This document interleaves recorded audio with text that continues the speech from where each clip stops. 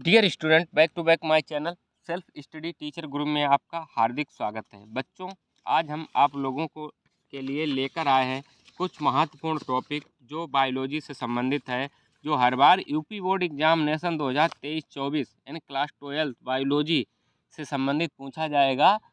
तो उससे संबंधित एक लेसन लेके आए हैं, जीव और पर्यावरण। क्या है जीव और पर्यावरण? इसके बारे में हम आपको आज पूरा डिटेल से बताएंगे कि जीव और पर्यावरण से संबंधित एग्जाम में क्या पूछा जाता है। तो चलते हैं। क्या है, सबसे पहले पूछा जाता है कि पारिस्थितिकी क्या होती है। पारिस्थितिकी क्या होती है, ठीक है। देखते हैं पारिस्थितिकी क्या है।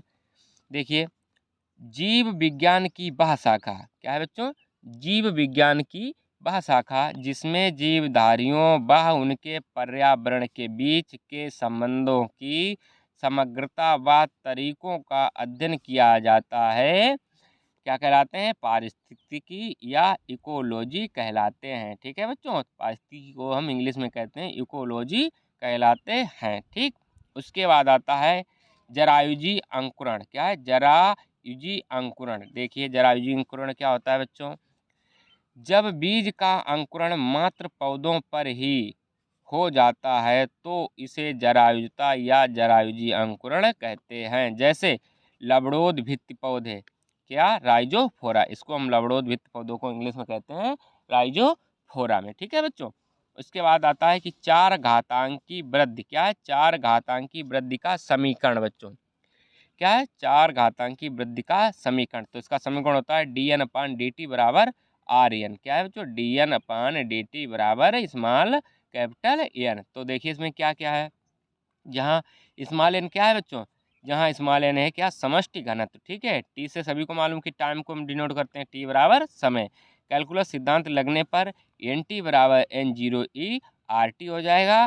तो n0 बराबर बच्चों क्या है, शून्य समय पर समृष्टि घनत्व। क्या है, n0 जो है शून्य समय पर समृष्टि घनत्व। ठीक है बच्चों, क्या है, समष्टि घनत्व। एन टी बराबर टी यानी समय। ठीक है, ई बराबर जो ई है इसको हम प्राकृतिक लवणों का आधार मानते हैं। क्या बच्चों मानते हैं, ई बराबर प्राकृतिक लवणकों का आधार। ठीक है, उसके बाद आता है सहभोजिता। सहभोजिता क्या होता है, आइए देखते हैं। सहभोजिता के बारे में आपको हम बताएंगे कि सहभोजिता क्या होता है। देखिए, सहभोजिता क्या है बच्चों, सहभोजिता आर्किड तथा आम के वृक्ष के मध्य, क्या है, आर्किड तथा आम के वृक्ष के मध्य संबंध ही सहभोजिता कहलाता है। इसमें आर्किड को तो आंशिक लाभ होता है, लेकिन आम के वृक्ष को ना लाभ होता है और ना ही हानि होता है। ठीक है, आदि पादप आर्किड आम के वृक्ष की शाखाओं पर उगता है, लेकिन इससे कुछ भी पोषण प्राप्त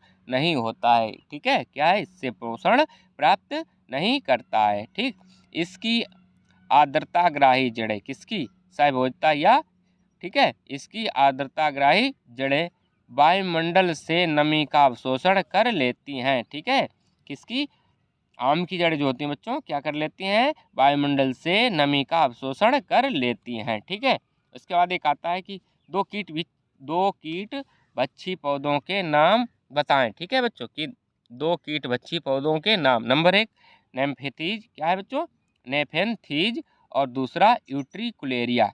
दो कीट भक्षी पौधों के नाम, नेफेंथीज, क्या है, नेफेंथीज और यूट्रिकुलेरिया। ठीक है, आगे चलते हैं, देखते हैं क्या है।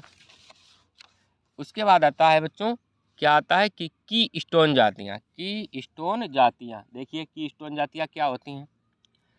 की स्टोन स्पीसीज वह प्रभावी प्रजाति जंतु पादप जो पर्यावरण में, क्या है, पर्यावरण में परिवर्तन के लिए उत्तरदायी होती है, की स्टोन स्पीसीज कहलाती हैं या की स्टोन जातियाँ कहलाती हैं। ठीक है, उसके बाद की स्टोन स्पीसीज परितंत्र में ऊर्जा के प्रवाह, खाद्य श्रृंखला और खनिजों के चक्रण को प्रभावित करती हैं। किसको प्रभावित करती हैं, खनिजों के चक्रण को प्रभावित करती हैं। ठीक है, ये वातावरण में, क्या है, ये वातावरण में स्थिरता लाती हैं। क्या लाती हैं, स्थिरता लाती हैं। जैसे ये पेड़ों की निचली शाखाओं को तोड़ देती हैं, जिससे घास के मैदानों में जंगल नहीं पनप पाते हैं। ठीक है, जिससे क्या नहीं हो पाता है बच्चों, घास के मैदान में जंगल नहीं पनप पाते हैं। ठीक है, ये सब किसके अंतर्गत आता है बच्चों, कीस्टोन जातियों के अंतर्गत। ठीक है, उसके बाद नंबर 2 मगरमच्छ। क्या है, मगरमच्छ के चलने तथा खोदने की आदत से गहरे गड्ढों में, क्या है, गहरे गड्ढों में जलीय पादप नहीं जम पाते हैं। गहरे गड्ढों में जमा या स्थायी जल में अपना जीवन यापन कर लेते हैं। क्या कर लेते हैं, अपना जीवन यापन कर लेते हैं। ठीक, उसके बाद नंबर 3 फाइकस। फाइकस प्रजातियां किसी जंगल के शाकाहारियों को पूरे वर्ष भर जीवन यापन हेतु खाद्य पदार्थ उपलब्ध कराती हैं। ठीक है, क्या कराती हैं, खाद्य पदार्थ उपलब्ध कराती हैं।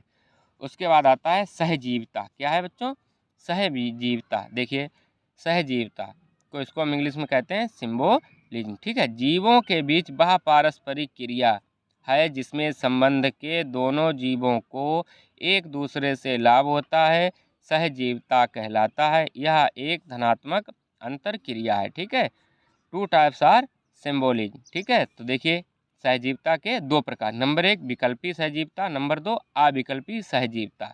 देखिए सबसे पहला क्या है, विकल्पी सहजीविता। इसमें 2 भिन्न प्रकार के जीव एक साथ रहते हैं परंतु वे स्वतंत्र रूप से भी जीवित रहने में सक्षम हैं, जैसे साइकस, कोरैल्डाइट, जड़ में नीलहरित शैवाल, ये दोनों साथ साथ रहते हैं। उसके बाद नंबर 2 अविकल्पी सहजीविता। इसमें जीवित रहने के लिए दो जीवों को साथ रहना आवश्यक है, जैसे लाइकेन में आपका आएगा शैवाल और कवक, ये अविकल्पशील हो सकते हैं। ठीक है, उसके बाद इसका एग्जाम्पल है कि मगर व उसके, क्या है, मगरमच्छ और उसके मुँह से जो खाने वाली चिड़िया दीर्घकालिक भी हो सकती है। ठीक है, एग्जाम्पल लाइकेन में पाया जाने वाली परस्परता। क्या है, लाइकेन में पाई जाने वाली परस्परता। वीडियो अच्छा लगा हो तो लाइक शेयर एंड सब्सक्राइब अवश्य करें। Thank for watching.